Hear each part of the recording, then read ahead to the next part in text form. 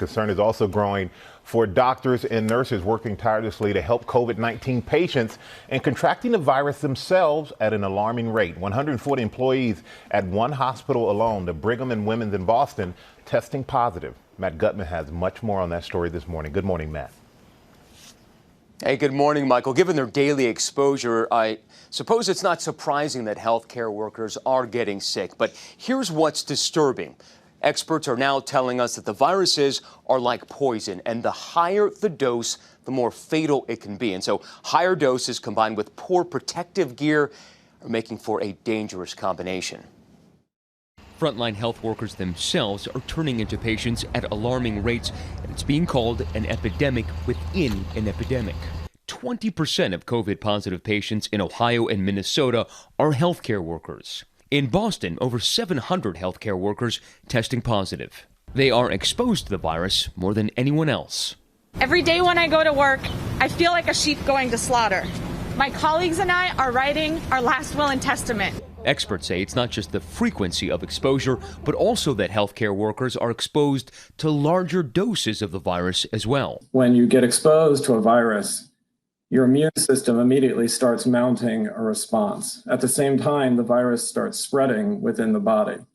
An outcome depends on which wins the race, viral spread or the immune response. When you start with a high dose of virus, it gives it a head start in the race. Meaning the virus can overload the immune system of even the healthy. People like Frank Garbin. And by then his breathing was almost non-existent. And when the paramedics arrived, they tried to revive him for about 45 minutes. Garbin wasn't just any COVID patient. The 60-year-old was an ER doctor, the first in the nation to die from COVID. His best friend, Deborah Lyons, on the phone when he passed. And he also knew exactly when he got it. He knew it was those 4 shifts that he had to use the same mask. He knew it. What do we want? PPE! Shortages in protective gear triggering protests in California and Kansas City. Nate is a nurse in New Orleans. What are the biggest shortages you're seeing on the day-to-day? I think we're short gowns, obviously the disposable isolation gowns, the N95 mask. We're using masks for 5 to 7 shifts generally. Reusing the same masks over and over. Masks are stored in those brown paper bags on those racks. But even when they do have proper protective gear, medical professionals can fall ill. I did everything right, and I still came up positive, so I'm not really sure what's going on there.